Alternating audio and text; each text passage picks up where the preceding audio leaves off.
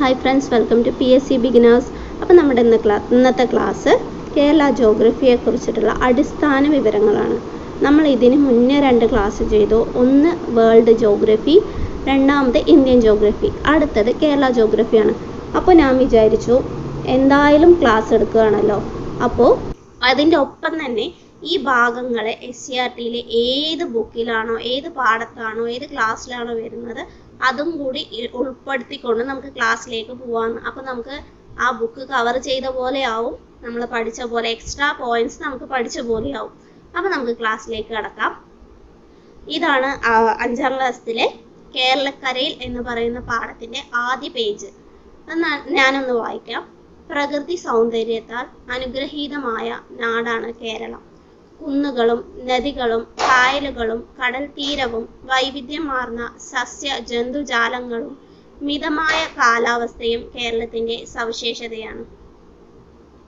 ഇനി കേരളത്തെക്കുറിച്ച് SK പൊറ്റക്കാട്, പ്രശസ്ത സാഹിത്യകാരനായ SK Pottekkatt വർണ്ണിച്ചിരിക്കുന്നത് താഴെ കൊടുത്തിട്ടുണ്ട്. നമുക്ക് അതും കൂടി വായിക്കാം.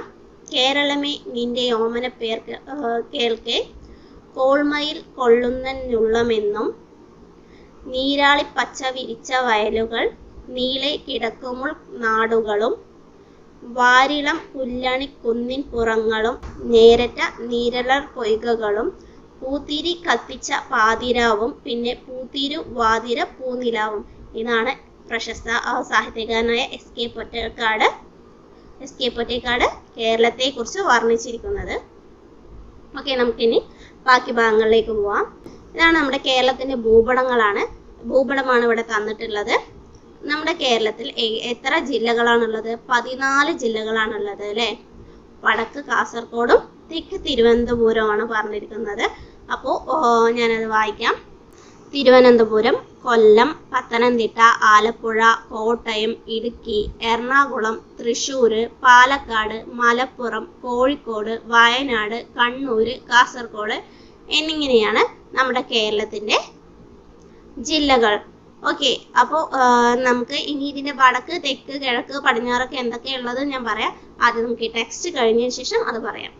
ഭൂപ്രകൃതി, കേരളത്തിന്റെ ഭൂപ്രകൃതിയെ കുറിച്ചാണ് പറഞ്ഞിരിക്കുന്നത്.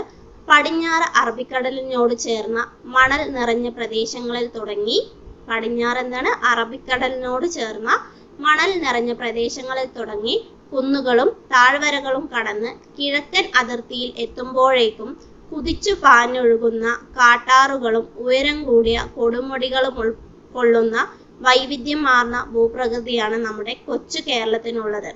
ഇനി നമ്മുടെ സമുദ്രനിരപ്പിൽ നിന്നുള്ള ഉയരത്തെ അടിസ്ഥാനമാക്കി കേരളത്തെ ഭൂപ്രകൃതിയെ 3ആയി തരംതിരിക്കാമെന്ന് പറയുന്നത് അത് നമുക്കറിയാം അല്ലെ. മലനാട്, ഇടനാട്, തീരപ്രദേശം എന്നാണ്. മലനാട് എന്ന് പറയുന്നത് ആ റെഡ് കളറിൽ കാണുന്നതാണ്. 75 മീറ്ററിൽ കൂടുതൽ ഉയരമുള്ള പ്രദേശങ്ങളെയാണ് മലനാട് എന്ന് പറയുക. ഇടനാട് എന്ന് പറയുന്നത് 7.5 മുതൽ 75 മീറ്റർ വരെ. തീരപ്രദേശം സമുദ്രനിരപ്പിൽ നിന്ന് 7.5 മീറ്റർ വരെയുള്ളതിനെയാണ് പറയാം. ഇനി മലനാട് സമുദ്രനിരപ്പിൽ നിന്ന് ഏകദേശം 75 മീറ്റർ കൂടുതൽ ഉയരമുള്ള പ്രദേശങ്ങളാണ് മലനാട്. ഉയരം കൂടിയ കുന്നുകളും മലകളും ഒക്കെയുള്ള ഈ ഭൂപ്രകൃതി വിഭാഗത്തിൽ നിന്നാണ് നമ്മുടെ നദികളെല്ലാം ഉത്ഭവിക്കുന്നത്. ഈ ഭൂപ്രകൃതി വിഭാഗത്തിന്റെ ഭൂരിഭാഗവും വനങ്ങളാണ്. തെക്ക് തമിഴ്നാട് മുതൽ വടക്ക് ഗുജറാത്ത് വരെ വ്യാപിച്ചു കിടക്കുന്ന പശ്ചിമഘട്ട മലനിരകളുടെ ഭാഗമാണ് കേരളത്തിന്റെ മലനാട് പ്രദേശം. കടുവ, പുലി, വരയാട്, സിംഹവാലൻ കുരങ്ങ് എന്നിവയും രാജവെമ്പാല ഉൾപ്പെടെ പലതരം പാമ്പുകൾ, നിരവധി ഇനം പക്ഷികൾ, ചിത്രശലഭങ്ങൾ തുടങ്ങിയ അപൂർവമായ ജീവികളും പശ്ചിമഘട്ടത്തിലുണ്ട്. ഈട്ടി, അകിൽ, ചന്ദനം, രക്തചന്ദനം തുടങ്ങിയ മരങ്ങളും പലതരം ഓർക്കിഡുകളും നിറഞ്ഞതാണ് പശ്ചിമഘട്ട മേഖല. ഈ പ്രദേശത്തിന് സഹ്യപർവ്വത നിര എന്നും പേരുണ്ട്. ഓക്കെ, നമുക്കപ്പോൾ മലനാടിനെ കുറിച്ച് നമുക്ക് ചെറുതായി ഒന്ന് പറഞ്ഞു പോകാം. കേരളത്തിൽ ഏറ്റവും കൂടുതൽ കാണപ്പെടുന്ന ഭൂപ്രദേശമാണ് എന്ന് പറയുന്നത് മലനാട്. കേരളത്തിന്റെ ആകെ ഭൂവിസ്തൃതിയിൽ 48% മലനാടുള്ളത്. സമുദ്രനിരപ്പിൽ നിന്ന് ഏകദേശം 75 മീറ്റർ കൂടുതൽ ഉയരമുള്ള പ്രദേശമാണ് മലനാട് എന്ന് പറയുന്നത്. മലനാടിന്റെ ശരാശരി ഉയരം എത്ര വരുന്നത്? 900 മീറ്റർ ആണ് വരുന്നത്. കേരളത്തിലെ ഒരുവിധം ഭൂരിഭാഗം വനങ്ങളും കേരളത്തിന്റെ കിഴക്കൻ ഭാഗങ്ങളിൽ ഉൾപ്പെടുന്നു. കിഴക്കൻ ഭാഗങ്ങളിലാണ് എന്തുള്ളത്? മലനാടുള്ളത്. നമ്മൾ പറഞ്ഞൂലേ ഫസ്റ്റത്തേൽ പറഞ്ഞപ്പോൾ എങ്ങനെയാണ്? പടിഞ്ഞാറ് അറബിക്കടൽ മുതൽ കിഴക്ക് എവിടെയാണ് വരുന്നത് പറയുന്നത് കാട്ടാറുകളും ഉയരം കൂടിയ കൊടുമുടികളും എന്ന് പറഞ്ഞല്ലേ. അപ്പോൾ കിഴക്കൻ ഭാഗങ്ങളിലാണ് ഭൂരിഭാഗം വനങ്ങളും ഉൾപ്പെടുന്നത് എന്ന് പറഞ്ഞു. കേരളത്തിലെ ജനവാസം ഏറ്റവും കുറഞ്ഞ മേഖലയാണ് ഏത് എന്ന് പറയുന്നത് മലനാട്. കേരളത്തിലെ ഏറ്റവും ജനവാസം കുറഞ്ഞ മേഖലയാണ് മലനാട് എന്ന് പറയുന്നത്. അവിടെ മുഴുവൻ കാടാണല്ലേ, പിന്നെ എങ്ങനെയാണ് അവിടെ പോയി താമസിക്കാൻ പറ്റുക? ആ കാട്ടിലൊക്കെ പോയി താമസിക്കാൻ പറ്റുമോ? അങ്ങനെ ചിന്തിച്ചു വെച്ചാൽ മതിയേ. കൊടുമുടികൾ കാണുന്ന മേഖല കൂടിയാണ് ഈ മലനാട് എന്ന് പറയുന്നത്. ഏറ്റവും കുറവ് താപനിലയുള്ളത് എവിടെയാണ്? മലനാട്ടിലാണ് അല്ലേ. നമുക്ക് കുന്നിലും മലയിലും ഹിൽ സ്റ്റേഷനിലൊക്കെ പോയി പറഞ്ഞാൽ നല്ല തണുപ്പല്ലേ. അതുപോലെ ഏറ്റവും കുറഞ്ഞ താപനിലയുള്ളത് അവിടെയാണ്. അവിടെ നിന്നാണ് ഇപ്പൊ നമ്മൾ പറഞ്ഞു ഒരുവിധ എല്ലാ നദികളും ഉത്ഭവിക്കുന്നത് മലനാട്ടിൽ നിന്നാണ് എന്ന് പറഞ്ഞു. തേയില, കാപ്പി, കുരുമുളക്, ഏലം, റബ്ബർ എന്നിവയൊക്കെയാണ് ഈ മലനാട്ടിലെ പ്രധാനപ്പെട്ട കാർഷിക വിളകൾ എന്ന് പറയുന്നത്. അതിന്റെ ഭാഗമാണ് പശ്ചിമഘട്ടം എന്ന് പറഞ്ഞു. നമ്മള് പശ്ചിമഘട്ടത്തിനെ കുറിച്ച് നമ്മളിവിടെ പറഞ്ഞില്ലേ, സഹ്യന്റെ മടയിൽ നിന്ന് പറഞ്ഞ് നമ്മൾ പറഞ്ഞല്ലേ. തെക്ക് തമിഴ്നാട് മുതൽ വടക്ക് ഗുജറാത്ത് വരെ വ്യാപിച്ചു കിടക്കുന്ന പശ്ചിമഘട്ട മലനിരകളുടെ ഭാഗമാണ് കേരളത്തിന്റെ മലനാട് എന്ന് പറയുന്നത്. വടക്ക് ഗുജറാത്ത് മുതൽ തെക്ക് തമിഴ്നാട് വരെയാണ് എന്തുള്ളത്? പശ്ചിമഘട്ടം ഉള്ളത്. ഇതിനെയാണ് സഹ്യപർവ്വതം, സഹ്യാദ്രി എന്നെല്ലാം പറയുന്നത്. പശ്ചിമഘട്ട വനപ്രദേശത്തിന്റെ ഭാഗമായ സൈലന്റ് വാലിയിൽ കാണപ്പെടുന്ന വംശനാശ ഭീഷണി നേരിടുന്ന ജീവിയാണ് സിംഹവാലൻ കുരങ്ങ് എന്ന് പറയുന്നത്. അടുത്ത നമുക്ക് ഇടനാടിനെ കുറിച്ച് നോക്കാം അല്ലെ. എന്താ ടെക്സ്റ്റിൽ ആദ്യം ഇടനാടിനെ കുറിച്ച് പറഞ്ഞിട്ട് നോക്കാം. അതിന് മുമ്പ് ഇവിടെ നമ്മുടെ സിംഹവാലൻ കുരങ്ങിനെ കുറിച്ചിട്ട് ഒന്നുണ്ട് അല്ലെ. പാലക്കാട് ജില്ലയിലെ മണ്ണാർക്കാട് താലൂക്കിൽ ഉൾപ്പെടുന്ന പശ്ചിമഘട്ട വനപ്രദേശമാണ് സൈലന്റ് വാലി. ചീവീടുകൾ അപൂർവമായതുകൊണ്ടാണ് ഈ പ്രദേശത്തിന് സൈലന്റ് വാലി, അതായത് നിശബ്ദ താഴ്വര എന്ന പേര് വരാൻ കാരണം. വംശനാശ ഭീഷണി നേരിടുന്ന സിംഹവാലൻ കുരങ്ങുകൾ ഉൾപ്പെടെ നിരവധി സസ്യജന്തുജാലങ്ങളുടെ ആവാസ കേന്ദ്രം കൂടിയാണ് ഈ വനപ്രദേശം. ഇനി ഇടനാട്. സമുദ്രനിരപ്പിൽ നിന്നും 7.5 മീറ്റർ മുതൽ 75 മീറ്റർ വരെ ഉയരമുള്ള ഭൂപ്രദേശങ്ങൾ ഉൾപ്പെടുന്നതാണ് ഇടനാട്. ചെറിയ കുന്നുകളും താഴ്വാരകളും നദീതടങ്ങളും എല്ലാം ചേർന്നതാണ് ഇടനാട് മേഖല. ഇടനാടിന്റെ കിഴക്കും പടിഞ്ഞാറും അതിരായ ഭൂപ്രകൃതി വിഭാഗങ്ങൾ ഏതൊക്കെയാണ്? ഇടനാടിന്റെ കിഴക്കും പടിഞ്ഞാറും ഏതാ വരുന്നതെന്ന് കണ്ടുപിടിക്കാനാണ് പറഞ്ഞിട്ടുള്ളത്. നമുക്ക് ഇതിൽ നോക്കിയാൽ മനസ്സിലാവും അല്ലെ. പടിഞ്ഞാറ് എന്താ വരുന്നത്? തീരപ്രദേശവും കിഴക്ക് വരുന്നത് മലനാടുമാണ്. അതാണ് അതിന് വേണ്ടിയിട്ട് ഞാൻ വീണ്ടും ഈ ഭൂപടം എടുത്തത്. ഓക്കെ, അപ്പൊ നമുക്ക് ഇടനാടിനെ കുറിച്ച് ഒന്ന് പറയാം. ഇടനാട് തീരപ്രദേശത്തിന്റെയും മലനാടിന്റെയും ഇടയിലായി കാണപ്പെടുന്ന ഭൂപ്രകൃതി വിഭാഗമാണ് ഇടനാട് എന്ന് പറയുന്നത്. ചെറിയ കുന്നുകളും താഴ്വാരകളും നദീതടങ്ങളും എല്ലാം ചേർന്നാണ് ഇടനാട് രൂപം കൊണ്ടിരിക്കുന്നത്. കേരളത്തിന്റെ ആകെ ഭൂവിസ്തൃതിയിൽ 42% ഇടനാട്. 7.5 മീറ്ററിനും 75 മീറ്ററിനും ശരിക്കും പറഞ്ഞാൽ ആ ടെക്സ്റ്റില് വ്യക്തമായി കൊടുത്തിട്ടുണ്ട് എന്തൊക്കെയാണ്. 5ാം ക്ലാസ്സിലെ ടെക്സ്റ്റിൽ തന്നെ വ്യക്തമായി നമുക്ക് തന്നിട്ടുണ്ട്. ഇവിടെ പ്രധാനമായി കാണപ്പെടുന്ന മണ്ണിന് ലാറ്ററൈറ്റ് മണ്ണാണ്. മറ്റൊരു മണ്ണിനമാണ് എക്കൽ മണ്ണ് എന്ന് പറയുന്നത്. കേരളത്തിലെ ഏറ്റവും കൂടുതൽ വിളവൈവിധ്യമുള്ള ഭൂവിഭാഗമാണ് ഇടനാട് എന്ന് പറയുന്നത്. റബ്ബറും വാഴയും കശുവണ്ടിയും അടക്കയും മരച്ചീനിയും കുരുമുളകും ഒക്കെയാണ് ഇവിടുത്തെ പ്രധാന കാർഷിക വിളകളായിട്ടുള്ളത്. റബ്ബർ കൃഷിക്കാണ് ഏറ്റവും അനുയോജ്യമായത്. ഇടനാട് ഏറ്റവും അനുയോജ്യമായത് എന്തിനാണ്? റബ്ബർ കൃഷിക്കാണ്. ഇവിടെയാണ് ഈ ചെങ്കൽ കുന്നുകൾ, അതായത് ലാറ്ററൈറ്റ് കുന്നുകൾ കാണപ്പെടുന്നതും ഈ ഇടനാട്ടിലാണ്. ഓക്കെ, അടുത്തത് നമുക്ക് തീരപ്രദേശം നോക്കാം. സമുദ്രനിരപ്പിൽ നിന്നും 7.5 മീറ്റർ ഉയരമുള്ള ഭാഗമാണ് തീരപ്രദേശം എന്ന് പറയുന്നത്. പൊതുവെ മണൽ നിറഞ്ഞ ഭൂപ്രദേശമാണ്. അപ്പൊ എന്താണ് തീരപ്രദേശത്തെ കുറിച്ച് പറയുമ്പോൾ 7.5 മീറ്റർ സമുദ്രനിരപ്പിൽ നിന്ന് 7.5 മീറ്റർ വരെ ഉയരത്തിൽ സ്ഥിതി ചെയ്യുന്ന പ്രദേശമാണിത്. കേരള ഭൂവിസ്തൃതിയുടെ 10%. എന്നാൽ ഏറ്റവും കൂടുതൽ മണൽ നിറഞ്ഞ ഭൂപ്രദേശമാണിത്. ഏറ്റവും കുറവുള്ളത് നമ്മൾ പറഞ്ഞു ഫസ്റ്റ് 48 പറഞ്ഞു, രണ്ടാമത് 42 പറഞ്ഞു, ബാക്കി 10% മാത്രമേ ഈ തീരപ്രദേശമുള്ളൂ. എന്നാൽ കേരളത്തിൽ ഏറ്റവും കൂടുതൽ ജനസാന്ദ്രതയുള്ള പ്രദേശം എന്ന് പറയുന്നത് ഏതാണ്? തീരപ്രദേശമാണ്. ജനസാന്ദ്രത കൂടിയ പ്രദേശം തീരപ്രദേശവും, കുറവുള്ളത് എവിടെയെന്ന് പറഞ്ഞു? നമ്മള് മലനാട്ടിലാണ് എന്ന് പറഞ്ഞു അല്ലേ. കേരളത്തിന്റെ തീരദേശ ദൈർഘ്യം എന്ന് പറയുന്നത് 590 കിലോമീറ്റർ ആണ്. 590 കിലോമീറ്റർ ആണ്. ഈ തീരദേശ ദൈർഘ്യത്തിൽ തന്നെ കേരളത്തിന്റെ സ്ഥാനം 5ാം സ്ഥാനമാണ്. നമ്മൾ കണ്ടിട്ടുണ്ടല്ലേ ആ ചിത്രത്തിൽ തന്നെ നോക്കി, അവിടെ വിള ഏതാണ് കാണുന്നത്? തെങ്ങല്ലേ കാണുന്നത്. അപ്പൊ തെങ്ങും നെല്ലും ഒക്കെയാണ് നമ്മുടെ കേരളത്തിലെ പ്രധാന കാർഷിക വിള എന്ന് പറയുന്നത്. തെങ്ങും നെല്ലുമാണ് നമ്മുടെ കേരളത്തിലെ പ്രധാന കാർഷിക വിള. കേരളത്തിൽ കടൽ തീരമുള്ള 9 ജില്ലകളാണുള്ളത്. 9 ജില്ലകൾക്കാണ് കടൽ തീരമുള്ളത്. കടൽ തീരമില്ലാത്തതോ 5 ജില്ലകളാണ്. പത്തനംതിട്ട, കോട്ടയം, ഇടുക്കി, പാലക്കാട്, വയനാട് എന്നിവയ്ക്കാണ് കടൽ തീരമില്ലാത്തത്. ഏറ്റവും കൂടുതൽ കടൽ തീരമുള്ള ജില്ല കണ്ണൂരും കുറവ് കൊല്ലവുമാണ്. കടൽ തീരമില്ലാത്ത ഏക കോർപ്പറേഷൻ എന്ന് പറയുന്നത് തൃശ്ശൂരാണ് കേട്ടോ. കടൽ തീരമില്ലാത്ത ഏക കോർപ്പറേഷൻ തൃശ്ശൂരാണ്. ഓക്കെ, നമുക്ക് അടുത്ത് നോക്കാം. കാലാവസ്ഥയെ കുറിച്ച് നോക്കാം. മിതമായ കാലാവസ്ഥയാണ് കേരളത്തിൽ നിലനിൽക്കുന്നത്. അതികഠിനമായ ചൂടോ തണുപ്പോ കേരളത്തിൽ അനുഭവപ്പെടാതിരിക്കാൻ പ്രധാന കാരണം കടലിന്റെ സാമീപ്യമാണ്. തെക്കു പടിഞ്ഞാറൻ മൺസൂൺ കാലത്ത് കേരളത്തിൽ ഏറ്റവും കൂടുതൽ മഴ ലഭിക്കുന്നു.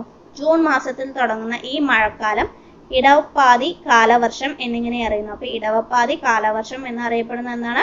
തെക്ക് പടിഞ്ഞാറൻ മൺസൂൺ ആണ് ഇടവപ്പാതി കാലവർഷം എന്നറിയപ്പെടുന്നത്. അപ്പൊ വടക്ക് കിഴക്കൻ മൺസൂൺ എന്താ പറയാ? തുലാവർഷം എന്നാ പറയാ. തുലാവർഷം എന്നാണ്. അപ്പൊ ജൂൺ മാസം മുതലാണ് തുടങ്ങുന്നത് പറഞ്ഞു അല്ലെ. ജൂൺ മാസത്തിലാണ് എന്ത് തുടങ്ങുന്നത്? തെക്ക് പടിഞ്ഞാറൻ മൺസൂൺ തുടങ്ങുന്നത്. അതിനെയാണ് ഇടവപ്പാതി കാലവർഷം എന്നറിയപ്പെടുന്ന. ഇടക്ക് വന്ന കാലൻ, ജൂണിന്റെ ഇടക്ക് വന്ന കാലൻ എന്ന് ഓർത്തു വെക്കുക.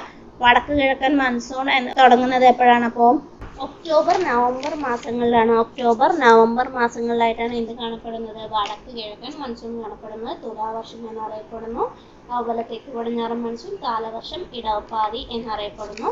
ഓക്കെ, അടുത്തത് നമുക്ക് നോക്കാം.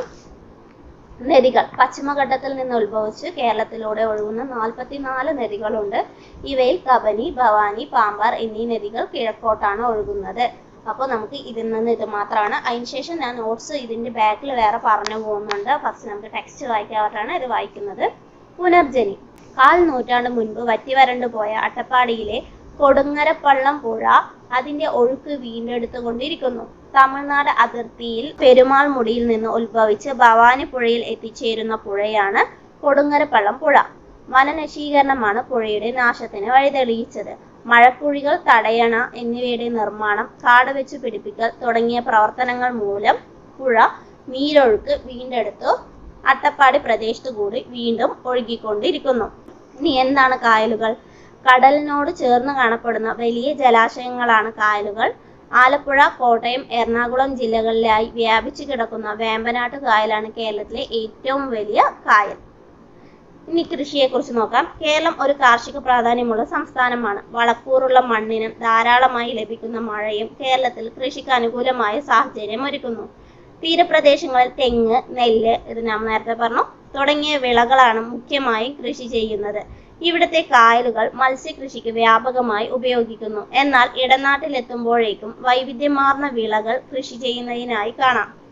നെല്ല്, തെങ്ങ്, വാഴ, ചേന, ചേമ്പ് തുടങ്ങിയവ കൂടാതെ കമുങ്ങ്, റബ്ബർ, മരച്ചീനി, കാപ്പി, കുരുമുളക് തുടങ്ങിയ വിളകളും ഈ മേഖലയിലുണ്ട്. മലനാട്ടിൽ പൊതുവെ അനുഭവപ്പെടുന്ന തണുപ്പുള്ള കാലാവസ്ഥ തേയില, ഏലം, കുരുമുളക് എന്നീ വിളകൾക്ക് ഏറെ അനുയോജ്യമാണ്. കേരളത്തിന്റെ ദേശീയോത്സവമായ ഓണം ചിങ്ങമാസത്തിലെ വിളവെടുപ്പുമായി ബന്ധപ്പെട്ടതാണെന്ന് നിങ്ങൾക്കറിയാമല്ലോ. ഇവിടെ പറയുന്ന വിളവൈവിധ്യം. മലയാളികൾ ഇന്ന് വ്യാവസായിക പ്രാധാന്യമുള്ള റബ്ബർ തുടങ്ങിയ വിളകൾക്ക് പരമ്പരാഗത വിളകൾക്ക് പകരമായി കൃഷി ചെയ്യുകയാണ്. അപ്പൊ റബ്ബറാണ് പരമ്പരാഗത വിളകൾക്ക് പകരമായി കൃഷി ചെയ്യുന്നത്. ഉയർന്ന വിദ്യാഭ്യാസം ലഭിക്കുന്നതോടെ യോഗ്യതയ്ക്കനുസരിച്ചുള്ള തൊഴിൽ തേടി പോകുന്നവരുടെ എണ്ണം കൂടുന്നു. ഇത് യുവാക്കളിൽ കൃഷിയോടുള്ള ആഭിമുഖ്യത്തിൽ കാര്യമായ മാറ്റം വരുത്തിയിട്ടുണ്ട്. കൂടാതെ പരമ്പരാഗത വിളകൾ കൃഷി ചെയ്യുന്നതിനുള്ള താല്പര്യം ഇന്ന് കേരളത്തിലെ ഒരു പ്രധാന പ്രശ്നമായി മാറിക്കൊണ്ടിരിക്കുകയാണ്. ഇനി നമുക്ക് ഗതാഗതത്തെ കുറിച്ച് നോക്കാം. കേരളത്തിലെ ഓരോ ഭൂപ്രകൃതി വിഭാഗത്തിനും അനുയോജ്യമായ ഗതാഗത മാർഗങ്ങളാണ് രൂപപ്പെട്ടിട്ടുള്ളത്. കായലുകൾ, തടാകങ്ങൾ, നദീമുഖങ്ങൾ എന്നിവ നിറഞ്ഞ തീരപ്രദേശത്ത് ജലഗതാഗത മാർഗത്തിന് ഏറെ പ്രാധാന്യമുണ്ട്. തിരുവനന്തപുരം മുതൽ ഹോസ്ദുർഗ് വരെ നീളുന്ന ജലപാത നമുക്കുണ്ട്. മത്സ്യബന്ധനം, ഗതാഗതം, രാജ്യരക്ഷ തുടങ്ങിയവയ്ക്ക് പ്രയോജനപ്പെടുന്ന തുറമുഖങ്ങളും വികസിപ്പിച്ചിട്ടുണ്ട്. കായലുകൾക്ക് കുറുകെ പാലങ്ങൾ വന്നതോടെ തീരദേശത്തോടുകൂടി റെയിൽപാതകളും ദേശീയപാതകളും കേരളത്തിലുണ്ടായി. ഇടനാട്ടിലും മലനാട്ടിലും റോഡ് ഗതാഗതമാണ് കൂടുതലുള്ളത്. പശ്ചിമഘട്ടത്തിലെ ചുരങ്ങൾ വഴി തമിഴ്നാട്ടിലേക്കും കർണാടകയിലേക്കും ഈ പാതകൾ നീങ്ങുന്നു. തിരുവനന്തപുരം, കൊച്ചി, കോഴിക്കോട് എന്നീ അന്താരാഷ്ട്ര വിമാനത്താവളങ്ങളിൽ നിന്നും ഇന്ത്യയുടെ വിവിധ ഭാഗങ്ങളിലേക്ക് നിരവധി വിദേശ രാജ്യങ്ങളിലേക്കും വിമാന സർവീസുകളുണ്ട്. അപ്പൊ ഇതാണ് നമ്മുടെ 5ാം ക്ലാസ്സിലെ 10ാമത്തെ ചാപ്റ്റർ ആയിട്ടാണ് വരുന്നത്, കേരളക്കരയിൽ എന്ന് പറയുന്നത്. അപ്പോൾ ഇതിൽ നമ്മുടെ കേരളത്തെക്കുറിച്ച് ഒരുവിധം അടിസ്ഥാന വിവരങ്ങളാണ് ഇതിൽ തന്നിട്ടുള്ളത്. ഇത് കൂടാതെ നമുക്ക് എക്സ്ട്രാ കുറച്ച് പോയിന്റ്സും കൂടി അടിസ്ഥാന വിവരങ്ങൾ നോക്കിയതിന് ശേഷം നമുക്ക് ഇതുപോലെ തന്നെ ടെക്സ്റ്റും അതിനനുസരിച്ച് നമ്മൾ എക്സ്ട്രാ പോയിന്റും കൂടി കൂട്ടിയിട്ട് പരമാവധി സിലബസ് എക്സാം ആകുമ്പോഴത്തേനും കവർ ചെയ്യാൻ നോക്കാം. ഓക്കെ, ഇനി നമുക്ക് നമ്മുടെ ക്ലാസ്സിലേക്ക് കടക്കാം. കേരളം രൂപീകൃതമായത് എപ്പോഴാണ്? 1956 നവംബർ 1-നാണ് കേരള സംസ്ഥാനം രൂപീകൃതമായത്. കേരളത്തിന്റെ വിസ്തീർണം 38,863 ചതുരശ്ര കിലോമീറ്റർ ആണ്. നീളം 560 കിലോമീറ്ററും വീതി 70 കിലോമീറ്ററുമാണ്. ജനസംഖ്യ 3.3 കോടിയാണ്. കേരളത്തിലെ ജനസംഖ്യ എന്ന് പറയുന്നത് 14 ജില്ലകളാണ് കേരളത്തിലുള്ളത്. ഇപ്പൊ നമ്മൾ പറഞ്ഞു 1956 നവംബർ 1-ന് കേരളം രൂപം കൊണ്ടു എന്ന് പറഞ്ഞു. കേരള സംസ്ഥാനം രൂപം കൊണ്ട് ഇപ്പോൾ 69 വർഷം തികഞ്ഞു. എത്രയാണ്? 70 വർഷത്തിലേക്ക് കടന്നിരിക്കുകയാണ് നമ്മുടെ കേരളം. കേരളം രൂപീകൃതമായത് 1956 നവംബർ 1-നാണ്. മലബാർ, തിരുവിതാംകൂർ, കൊച്ചി പ്രദേശങ്ങൾ ഉൾപ്പെടുത്തിയാണ് എന്ത് രൂപീകൃതമായത്? കേരളം രൂപീകൃതമായത്. കേരളം രൂപീകൃതമായപ്പോൾ 5 ജില്ലകളാണ് ഉണ്ടായിരുന്നത്. തിരുവനന്തപുരം, കൊല്ലം, കോട്ടയം, തൃശ്ശൂർ, മലബാർ എന്നിങ്ങനെയാണ്. അപ്പോൾ മലബാർ എന്നുള്ള ഒരു ജില്ലയെ നമ്മുടെ കേരളത്തിലില്ല അല്ലെ. നിലവിൽ 14 ജില്ലകളാണ്. അവസാനം രൂപം കൊണ്ട ജില്ല എന്ന് പറയുന്നത് കാസർഗോഡാണ്. നമ്മുടെ കേരളത്തിന്റെ തലസ്ഥാനം തിരുവനന്തപുരമാണ്. വിസ്തീർണം 38,863 ചതുരശ്ര കിലോമീറ്റർ ആണ്. ഔദ്യോഗിക വെബ്സൈറ്റിൽ പറയുന്നത് 38,852 ചതുരശ്ര കിലോമീറ്റർ എന്നാണ്. ഓക്കെ, നമ്മൾ ഇത് പഠിച്ചു വെക്കുക, 38,863 ചതുരശ്ര കിലോമീറ്റർ എന്ന്. നമ്മുടെ ഇന്ത്യയുടെ ഭൂവിസ്തൃതിയിൽ, ആകെ ഭൂവിസ്തൃതിയിൽ 1.18% ആണ്. നമ്പർ മാറരുത്, ഇത് ചോദിച്ചിട്ടുണ്ട്. 1.18 എന്നും തരും, 1.81 എന്നും തരും, 1.108 എന്നൊക്കെ തരും. അപ്പോൾ നമ്മൾ ഈ നമ്പർ അങ്ങോട്ട് പഠിച്ചു വെക്കുക, 1.18%. വിസ്തൃതിയുടെ കാര്യത്തിൽ സംസ്ഥാനങ്ങൾക്കിടയിൽ നമ്മുടെ കേരളത്തിന്റെ സ്ഥാനം വരുന്നത് 21ാം സ്ഥാനമാണ്. നമ്മുടെ കേരളത്തിന്റെ അക്ഷാംശം 8 ഡിഗ്രി 17 മിനിറ്റ് 30 സെക്കൻഡ് വടക്ക് മുതൽ, നമ്മുടെ ഇന്ത്യ കിടക്കുന്നത് വടക്കാണെന്ന് അറിയാലോ അല്ലെ, നേരത്തെ ക്ലാസ്സിൽ പറഞ്ഞിട്ടുണ്ട്.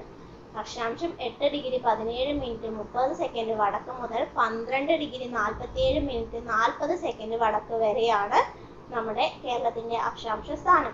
രേഖാംശ സ്ഥാനം 74 ഡിഗ്രി 27 മിനിറ്റ് 47 സെക്കൻഡ് കിഴക്ക് മുതൽ 77 ഡിഗ്രി 37 മിനിറ്റ് 12 സെക്കൻഡ് കിഴക്ക് വരെയാണ് രേഖാംശ സ്ഥാനം. 74 ഡിഗ്രി 27 മിനിറ്റ് 47 സെക്കൻഡ് കിഴക്ക് മുതൽ 77 ഡിഗ്രി 37 മിനിറ്റ് 12 സെക്കൻഡ് കിഴക്ക് വരെയാണ്. ഇന്ത്യയുടെ തെക്ക് പടിഞ്ഞാറ് ആയിട്ടാണ് നമ്മുടെ കേരളം സ്ഥിതി ചെയ്യുന്നത്. ഏറ്റവും താഴെയാണ് ഇന്ത്യയുടെ ഏറ്റവും താഴെ തെക്ക് ഭാഗത്ത്, പടിഞ്ഞാറ് വശത്തായിട്ടാണ് നമ്മുടെ കേരളം സ്ഥിതി ചെയ്യുന്നത്. കേരളത്തിന്റെ തെക്ക് വടക്ക് ദൂരം വരുന്നത് 560 കിലോമീറ്റർ ആണ്. കേരളത്തിന്റെ തീരദേശത്തിന്റെ കടൽ തീരത്തിന്റെ നീളം എന്ന് പറയുന്നത് 590. അപ്പൊ കേരളത്തിന്റെ തെക്ക് വടക്ക് ദൂരം 560-ഉം തീരദേശത്തിന്റെ നീളം എന്ന് പറയുന്നത് 590-ഉമാണ്. അതായത് നമ്മൾ പറഞ്ഞു 9 ജില്ലകൾക്കാണ് കടൽ തീരമുള്ളത് എന്ന് പറഞ്ഞില്ലേ. അപ്പോൾ 590, 5 ജില്ലകൾക്ക് ഇല്ല. അപ്പോൾ 5, 9 പിന്നെ ഒരു 0 ഇട്ട് കൊടുത്ത് പറഞ്ഞാൽ നമുക്ക് തീരദേശത്തിന്റെ നീളം അറിയാൻ പറ്റും. കേരളത്തിൽ കടൽ തീരമുള്ള ജില്ലകൾ 9 തിരുവനന്തപുരം, കൊല്ലം, ആലപ്പുഴ, എറണാകുളം, തൃശ്ശൂർ, മലപ്പുറം, കോഴിക്കോട്, കണ്ണൂർ, കാസർഗോഡ്. കടൽ തീരം ഇല്ലാത്ത ജില്ലകളോ 5 പത്തനംതിട്ട, ഇടുക്കി, കോട്ടയം, പാലക്കാട്, വയനാട്. ഏറ്റവും കൂടുതൽ കടൽ തീരമുള്ളത് കണ്ണൂരിനാണ്. നമുക്കറിയാലേ, കണ്ണൂർ കുഴി പോലെ ഉള്ളത്, അതിൽ വെള്ള കളറല്ലേ, അപ്പൊ കണ്ണ് നിറച്ച് വെള്ളം നിൽക്കുക. അപ്പൊ കണ്ണൂർ എന്ന് ഓർക്കുക. കണ്ണൂരിലാണ് ഏറ്റവും കൂടുതൽ വെള്ളമുള്ളത്, കണ്ണിലാണ് ഏറ്റവും കൂടുതൽ വെള്ളമുള്ളത്. അപ്പൊ ഏറ്റവും കടലിൽ എന്താ ഉണ്ടാവുക? വെള്ളം. ഏറ്റവും കൂടുതൽ കടൽ തീരമുള്ളത് കണ്ണൂരിലാണ്. ഏറ്റവും കൂടുതൽ കുറവ് കടൽ തീരമുള്ള ജില്ല ഏതാണ്? കൊല്ലത്താണ് അല്ലെ. കൊല്ലത്താണ് ഏറ്റവും കുറവ് കടൽ തീരമുള്ളത്. വെള്ളത്തിൽ മുക്കി കൊല്ലാൻ പറഞ്ഞാൽ പോലും എന്തില്ല, അവിടെ അതിനുള്ള വെള്ളം പോലും ഇല്ല, അത്ര കുറവ് വെള്ളം ഉള്ളൂ എന്ന് ഓർക്കുക. കടൽ തീരമുള്ള ഏറ്റവും വലിയ ജില്ല, നമ്മൾ ഏറ്റവും കൂടുതലല്ല പറയുന്നത്, നമ്മുടെ ജില്ലകളിലെ ഏറ്റവും വലിയ ജില്ല ഏതാണ് വരുന്നത്? നമ്മുടെ ജില്ലകളിലെ ഏറ്റവും വലിയ ജില്ല വരുന്നത് ഇടുക്കിയാണ്. ഇത് കടൽ തീരമുള്ള ജില്ലകളില് ഇടുക്കിയിൽ കടൽ തീരമില്ലല്ലോ. അപ്പൊ കടൽ തീരമുള്ള ജില്ലയിലെ ഏറ്റവും വലിയ ജില്ല എന്ന് പറയുന്നത് മലപ്പുറമാണ്. ഏറ്റവും ചെറിയ ജില്ല എന്ന് പറയുന്നത് ആലപ്പുഴയാണ്. ഏറ്റവും കൂടുതൽ കടൽ തീരമുള്ള താലൂക്ക് പറഞ്ഞാൽ ചേർത്തലയാണ്. വെള്ളത്തിലൊക്കെ ചേറുണ്ടാവില്ലേ, അപ്പൊ ഏറ്റവും കൂടുതൽ കടൽ തീരമുള്ള താലൂക്ക് ഏതാണ്? ചേർത്തലയാണ്. കേരളത്തിൽ കടൽ തീരം ഇല്ലാത്ത ഏക കോർപ്പറേഷൻ എന്ന് പറയുന്നത് തൃശ്ശൂരാണ്. അപ്പൊ ഇതെങ്ങനെ തൃശ്ശൂർ എന്ന് പറഞ്ഞാൽ നമ്മൾ ജില്ല എന്ന് ആലോചിക്കേണ്ട ആവശ്യമില്ല, അത് കോർപ്പറേഷൻ ആണ് ചോദിച്ചിരിക്കുന്നത്. നമുക്കറിയാം നമ്മുടെ കേരളത്തിൽ 6 കോർപ്പറേഷൻ ഉള്ളത്. ഏതൊക്കെയാണ്? തിരുവനന്തപുരം, കൊച്ചി, കോഴിക്കോട്, കൊല്ലം, തൃശ്ശൂർ, കണ്ണൂർ എന്നിങ്ങനെ 6 കോർപ്പറേഷനാണ് ഉള്ളത്. അപ്പൊ കടൽ തീരം ഇല്ലാത്ത ഏക കോർപ്പറേഷൻ ആണ് ചോദിച്ചിരിക്കുന്നത്, അതുകൊണ്ടാണ് തൃശ്ശൂർ. ബാക്കി തിരുവനന്തപുരത്തും കൊച്ചിയിലും കോഴിക്കോടും കൊല്ലവും തൃശ്ശൂരും കണ്ണൂരൊക്കെ എന്തുണ്ട്? കടൽ തീരമുള്ള കോർപ്പറേഷനുകളാണ്. ഇനി നമ്മുടെ കേരളത്തിന്റെ അതിർത്തി നോക്കാം. പടിഞ്ഞാറായിട്ട് വരുന്നത് മാഹിയും അറബിക്കടലാണ്. നമ്മൾ നോക്കുമ്പോൾ നമ്മുടെ കേരളത്തിന് പടിഞ്ഞാറ് ആകെ ഉള്ളത് അറബിക്കടൽ മാത്രമാണ് അല്ലേ. മാഹി എന്ന് പറയുന്നത് നമ്മുടെ കേരളത്തിലാണ് സ്ഥിതി ചെയ്യുന്നത് എങ്കിൽ കൂടി അത് പോണ്ടിച്ചേരിയുടെ ഭാഗമാണ്. അതുകൊണ്ടാണ് കേരളത്തിന്റെ പടിഞ്ഞാറ് ഭാഗം എന്ന് പറയുമ്പോൾ മാഹി അറബിക്കടൽ എന്ന് പറയുന്നത്. കിഴക്ക് എന്താണുള്ളത്? പശ്ചിമഘട്ടമാണ്. നമ്മൾ 5ാം ക്ലാസ് ബുക്ക് വായിക്കുമ്പോൾ പറയുന്നത് കിഴക്ക് മുഴുവൻ അരുവികളും വനങ്ങളും നിറഞ്ഞിരിക്കുന്നു എന്ന് പറഞ്ഞു, അത് പശ്ചിമഘട്ടമാണ്. തെക്ക് കിഴക്ക് എന്താ വരുന്നത്? തമിഴ്നാട്. ഇന്ത്യയുടെ ഏറ്റവും തെക്കുള്ള സംസ്ഥാനം ചോദിച്ചു പറഞ്ഞാൽ ഏതാണ്? തമിഴ്നാടാണ്. അപ്പൊ തെക്ക് കിഴക്ക് വരുന്നത് തമിഴ്നാടാണ്. കേരളവുമായി ഏറ്റവും കൂടുതൽ അതിർത്തി പങ്കിടുന്ന സ്റ്റേറ്റ് ഏതാണെന്ന് ചോദിച്ചാൽ അത് തമിഴ്നാടാണ്. കേരളം ഏറ്റവും കൂടുതൽ അതിർത്തി പങ്കിടുന്ന സംസ്ഥാനം എന്ന് പറയുന്നത് തമിഴ്നാടാണ്. 8 ജില്ലകളാണ് തമിഴ്നാടുമായിട്ട് അതിർത്തി പങ്കിടുന്നത്.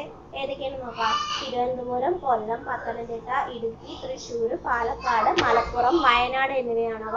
കർണാടകയുമായി 3 ജില്ലകളാണ് അതിർത്തി പങ്കിടുന്നത്. കാസർഗോഡ്, കണ്ണൂർ, വയനാട് എന്നിവയാണ്. അപ്പൊ ഇത് ഓർത്ത് നോക്കുക. നമ്മൾ പറഞ്ഞ തമിഴ്നാടുമായിട്ട് തിരുവനന്തപുരം, കൊല്ലം, പത്തനംതിട്ട, ഇടുക്കി, തൃശ്ശൂർ, പാലക്കാട്, മലപ്പുറം, വയനാട്. കർണാടകയുമായി കാസർഗോഡ്, കണ്ണൂർ, വയനാട്. അപ്പൊ ഈ രണ്ടിലും പെടുന്ന ഒരേ ഒരു ജില്ലയുള്ളത് ഏത്? വയനാട്. അപ്പൊ 2 സംസ്ഥാനങ്ങളുമായി അതിർത്തി പങ്കിടുന്ന ജില്ല ഏതാണെന്ന് ചോദിച്ചാൽ വയനാടാണ്. അപ്പോൾ നമ്മൾ പറഞ്ഞു ജില്ല ഏതാണെന്ന് പറഞ്ഞു. തമിഴ്നാടും കർണാടകയുമായി അതിർത്തി പങ്കിടുന്ന ജില്ല വയനാട്. അപ്പൊ താലൂക്ക് ഏതാണ്? സുൽത്താൻ ബത്തേരി. ഗ്രാമപഞ്ചായത്ത് നൂൽപ്പുഴ. ഗ്രാമം മുത്തങ്ങ. അപ്പൊ ഓർത്തോളൂ, വയനാട്, സുൽത്താൻ ബത്തേരി, നൂൽപ്പുഴ, മുത്തങ്ങ. ഇതിങ്ങനെ ഓർത്ത് വെച്ചോ. വയനാട്, സുൽത്താൻ ബത്തേരി, നൂൽപ്പുഴ, മുത്തങ്ങ. അതായത് വയനാട്ടിലെ സുൽത്താന് നൂല് വിറ്റ് മത്തങ്ങ വാങ്ങി എന്ന് ഓർത്ത് വെക്കാൻ. എങ്ങനെയെങ്കിലും ഓർത്താൽ മതി, അതുകൊണ്ട് ഞാൻ പറഞ്ഞോളൂ. ഓക്കെ. അപ്പൊ ഇനി നമുക്ക് വടക്കും തെക്കും കുറച്ച് പഠിക്കാല്ലേ. വടക്കേ അറ്റത്തുള്ള ജില്ല ഏതാണ്? കാസർഗോഡ്. തെക്കേ അറ്റത്തുള്ള ജില്ല തിരുവനന്തപുരമാണ്. നമ്മുടെ തലസ്ഥാനമാണ് തിരുവനന്തപുരം എന്ന് പറഞ്ഞു. ഏറ്റവും വലിയ ജില്ല ഏതാണ്? ഇടുക്കിയാണ് ഏറ്റവും വലിയ ജില്ല. രണ്ടാമത് ഏതാണ്? പാലക്കാടായിരിക്കും. നമ്മുടെ കുറച്ച് കൊല്ലം മുമ്പ് വരെ നമ്മൾ പാലക്കാട് നല്ല പഠിച്ചിട്ടുണ്ടായിരുന്നത്. ഇപ്പൊ എന്തായി? ഇടുക്കിയായി നമ്മുടെ കേരളത്തിലെ ഏറ്റവും വലിയ ജില്ല. ചെറുത് ചോദിച്ചാൽ അപ്പോഴും ഇപ്പോഴും ആലപ്പുഴ തന്നെയാണ് കേട്ടോ. അപ്പൊ 14 ജില്ല. ഇനി 14 ജില്ലാ പഞ്ചായത്ത്. 14 ജില്ലാ പഞ്ചായത്ത്. ബ്ലോക്ക് പഞ്ചായത്ത് എത്രയാണ്? 152 ബ്ലോക്ക് പഞ്ചായത്താണ് ഉള്ളത്. 152 ബ്ലോക്ക് പഞ്ചായത്ത്. 14, 15 പിന്നെ ഒരു 2 കൂടി, 2 കൂടെ. അപ്പൊ 152 ബ്ലോക്ക് പഞ്ചായത്ത്. ഗ്രാമപഞ്ചായത്ത് എത്രയാണ്? 941 ഗ്രാമപഞ്ചായത്തുകളാണുള്ളത്. കോർപ്പറേഷൻ 6 നമ്മൾ പറഞ്ഞു. കടൽ തീരം ഇല്ലാത്ത കോർപ്പറേഷൻ ഏതാണെന്ന് പറഞ്ഞു? തൃശ്ശൂരാണെന്ന് പറഞ്ഞല്ലേ. 6 കോർപ്പറേഷൻ ആണുള്ളത്. കോർപ്പറേഷൻ 6. മുനിസിപ്പാലിറ്റി 87. മുനിസിപ്പാലിറ്റി നഗരസഭ 87. താലൂക്ക് 78. റവന്യൂ ഡിവിഷൻ വന്നിട്ട് 27. റവന്യൂ വില്ലേജുകൾ 1666 ആണ്. 1666 ആണ് എന്ത് വരുന്നത്? റവന്യൂ വില്ലേജുകൾ വരുന്നത്. സമുദ്രാതിർത്തി ഇല്ലാത്തതും മറ്റ് സംസ്ഥാനങ്ങളുമായി അതിർത്തി പങ്കിടാത്തതും ജില്ലകളാൽ മാത്രം ചുറ്റപ്പെട്ടതുമായ ജില്ല ഏതാണ്? കോട്ടയം. സമുദ്രാതിർത്തി ഇല്ലാത്തതും മറ്റ് സംസ്ഥാനങ്ങളുമായി അതിർത്തി പങ്കിടാത്തതും ജില്ലകളാൽ മാത്രം ചുറ്റപ്പെട്ടതുമായ ജില്ലയാണ് എന്ത് എന്ന് പറയുന്നത്? കോട്ടയം എന്ന് പറയുന്നത്. കണ്ടില്ലേ, ഇടുക്കിയൊക്കെ ഉണ്ട് അല്ലേ. കോട്ടയത്തിന് മാത്രമാണ് എന്തില്ലാത്തത്? സംസ്ഥാനങ്ങളുമായിട്ടും സമുദ്രാതിർത്തിയും ഇല്ലാത്ത ഒരേ ഒരു ജില്ല എന്ന് പറയുന്നത്. ഇനി നമ്മുടെ നിയമസഭാ മണ്ഡലങ്ങൾ എത്രയാണ്? 140 നിയമസഭാ മണ്ഡലങ്ങളാണ്. അംഗങ്ങളും 140 ആയിരുന്നു. നേരത്തെ 141 ആയിരുന്നു. എന്താണ് പറഞ്ഞാൽ 104 ഭരണഘടനാ ഭേദഗതി വെച്ചിട്ട് നിയമസഭ ഭേദഗതിയിൽ നിന്ന് എന്താക്കി, ഒരു നോമിനേറ്റഡ് അംഗം ഉണ്ടായിരുന്നു, ഒരു ആംഗ്ലോ ഇന്ത്യൻസ്, അത് വേണ്ടാന്ന് വെച്ചു, അത് ഇല്ലാതാക്കി. ഓക്കെ, അപ്പോൾ നിയമസഭാ മണ്ഡലങ്ങൾ 140 അംഗങ്ങൾ 140 നിയമസഭ പട്ടികജാതി സംവരണ സീറ്റുകൾ 14 നിയമസഭ പട്ടികജാതി സംവരണ സീറ്റുകൾ 14. പട്ടികവർഗം 2 സുൽത്താൻ ബത്തേരി മാനന്തവാടിയുമാണ്. ലോകസഭ മണ്ഡലം 20 സീറ്റുകൾ 20 ലോകസഭ മണ്ഡലം 20 സീറ്റുകൾ 20. ലോകസഭ സംവരണ സീറ്റുകൾ വന്നിട്ട് 2 അവിടെ സംവരണ സീറ്റുണ്ട്, 2 സീറ്റുകളാണ്. ഏതൊക്കെയാണ്? ആലത്തൂരും മാവേലിക്കരയുമാണ്. രാജ്യസഭാ സീറ്റുകൾ 9 രാജ്യസഭാ സീറ്റുകൾ എത്രയാണോ? 9 ഏറ്റവും വലിയ ജില്ല ഇടുക്കി, ഏറ്റവും ചെറുത് ആലപ്പുഴ. നമ്മൾ വീണ്ടും പറഞ്ഞതേ പറയുണ്ടാവും, അതൊന്നും നിങ്ങൾ കാര്യമാക്കണ്ട കേട്ടോ. ഏറ്റവും അവസാന രൂപം കൊണ്ട ജില്ല ഏതാണ്? കാസർഗോഡ്. 1984 കാസർഗോഡ് രൂപം കൊണ്ടത്.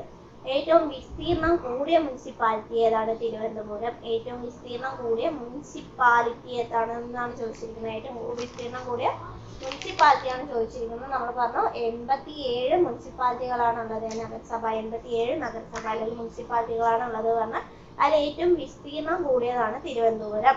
ഏറ്റവും വിസ്തീർണം കുറവുള്ളത് ഏതാണ്? ആലുവയാണ്. ഏറ്റവും വിസ്തീർണം കുറവ് ആലുവയാണ്.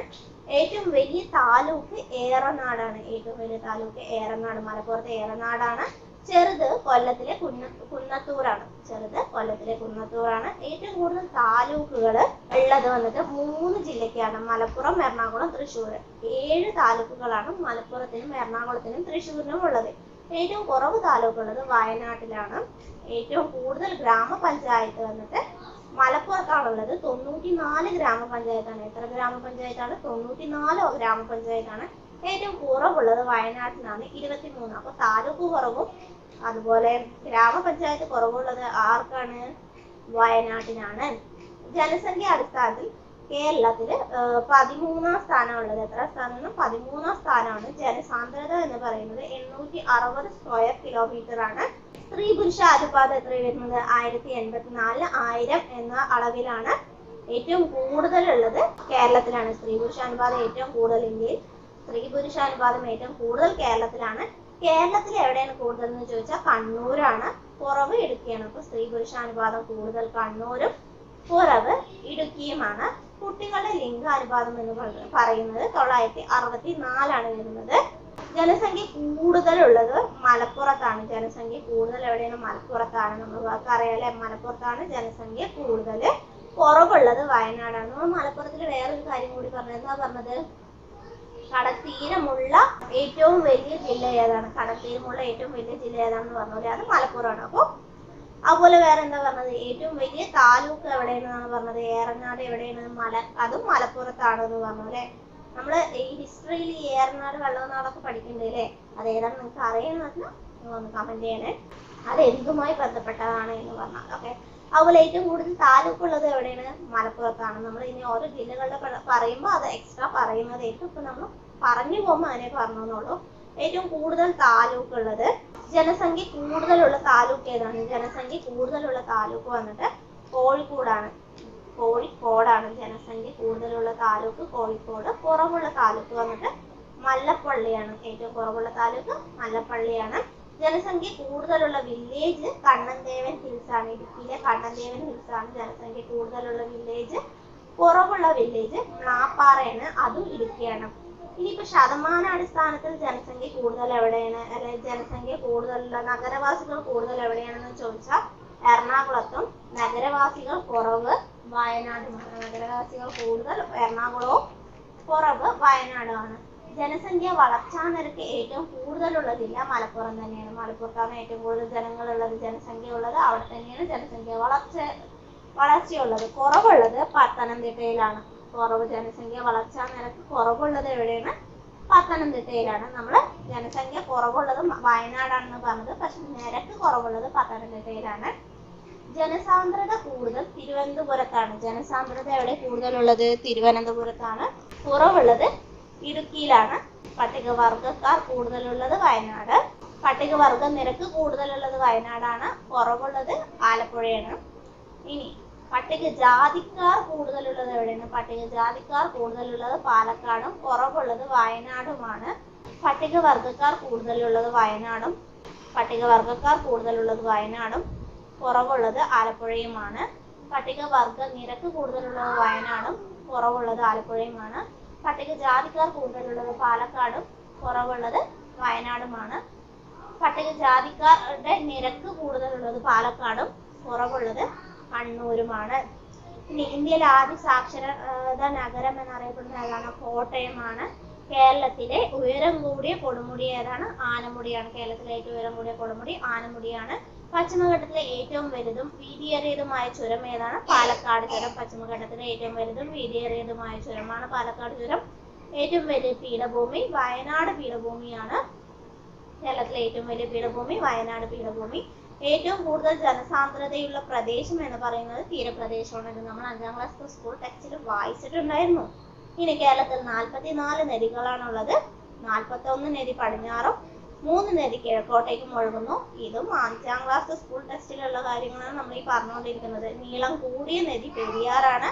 കുറഞ്ഞ നദി മഞ്ചേശ്വരം പുഴയാണ്. നീളം കൂടിയ വലിയ കായൽ വേമ്പനാട്ട് കായലാണ്. 205 ചതുരശ്ര കിലോമീറ്റർ ആണ് അതിന്റെ നീളം എന്ന് പറയുന്നത്. കേരളം ഉൾപ്പെടുന്ന കാലാവസ്ഥാ മേഖല എന്ന് പറയുന്നത് ഉഷ്ണമേഖലയാണ്. ഇത് നമ്മൾ അക്ഷാംശം രേഖാംശം പഠിക്കുന്ന ഇവിടെ പറഞ്ഞിട്ടുണ്ടായിരുന്നു എന്നാണ് എൻ്റെ ഓർമ്മ. ഇതിന് മുന്നത്തെ ഇന്ത്യൻ ജോഗ്രഫിയിൽ പറഞ്ഞിരുന്നു ഉഷ്ണമേഖലയാണ് കേരളം ഉൾപ്പെടുന്നത്. ഏറ്റവും കൂടുതൽ മഴ ലഭിക്കുന്ന ജില്ല കോഴിക്കോടാണ്. കുറവ് മഴ ലഭിക്കുന്നത് തിരുവനന്തപുരത്താണ്. ഏറ്റവും കൂടുതൽ മഴ ലഭിക്കുന്ന മാസം ജൂലൈ ആണ്. കുറവ് മഴ ലഭിക്കുന്ന മാസം ജനുവരിയാണ്. കേരളത്തിലെ ഫോറസ്റ്റ് ഡിവിഷനുകളുടെ എണ്ണം 36 എണ്ണമാണ്. കേരളത്തിലെ ഫോറസ്റ്റ് ഡിവിഷൻ 36 ആണ്. ഏറ്റവും വലുത് റാന്നിയാണ്. വിസ്തൃതി കുറഞ്ഞത് ഏതാണ്? അഗസ്ത്യവനമാണ്. ഏറ്റവും വലുത് റാന്നിയാണ്. കേരളത്തിലെ ഫോറസ്റ്റ് ഡിവിഷനിലെ ഏറ്റവും വലുത് റാന്നിയും വിസ്തൃതി കുറഞ്ഞത് അഗസ്ത്യവനവുമാണ്. ആദ്യ റിസർവ് വനം എന്ന് പറയുന്നത് കോന്നിയാണ്. 18 വന്യജീവി സങ്കേതങ്ങളാണുള്ളത്. ഏറ്റവും കൂടുതൽ വന്യജീവി സങ്കേതമുള്ളത് ഇടുക്കിയിലാണ്. ഏറ്റവും വലുത് പെരിയാർ വന്യജീവി സങ്കേതമാണ്. കേരളത്തിലെ ആദ്യത്തെയും ഏറ്റവും വലുതുമായ പക്ഷി സങ്കേതമാണ് തട്ടേക്കാട്. കേരളത്തിലെ ദേശീയോദ്യാനം 5 ദേശീയോദ്യാനമുള്ളത്. ശരിക്കും 6 ഉണ്ട്. പക്ഷെ PSCയുടെ ഇതിൽ പറയുന്ന 5 എന്നാണ്. അതിൽ പെരിയാറിനെ ഉൾപ്പെടുത്തിയിട്ടില്ല എന്ന് തോന്നുന്നു. വലുത് ഇരവിക്കുളം ദേശീയോദ്യാനമാണ്. കേരളത്തിലെ ദേശീയോദ്യാനത്തിൽ ഏറ്റവും വലുത് ഇരവിക്കുളം ദേശീയോദ്യാനമാണ്. ചെറുത് പാമ്പാടും ചോലയാണ്. നമ്മുടെ കേരളത്തിലെ തെക്കും വടക്കും എന്തൊക്കെയാണെന്ന് നോക്കാം. തെക്കുള്ള ജില്ല ഏതാണ്? തിരുവനന്തപുരം. വടക്കുള്ള ജില്ല കാസർഗോഡ്. തെക്കുള്ള കോർപ്പറേഷൻ തിരുവനന്തപുരം. വടക്കുള്ള കോർപ്പറേഷൻ കണ്ണൂർ. നമുക്ക് ഇങ്ങനെ പറയുമ്പോൾ ചിലപ്പോൾ മിസ്റ്റേക്ക് ആവും. ആദ്യം തെക്ക് മാത്രം പറയാം അല്ലേ? ഓക്കെ.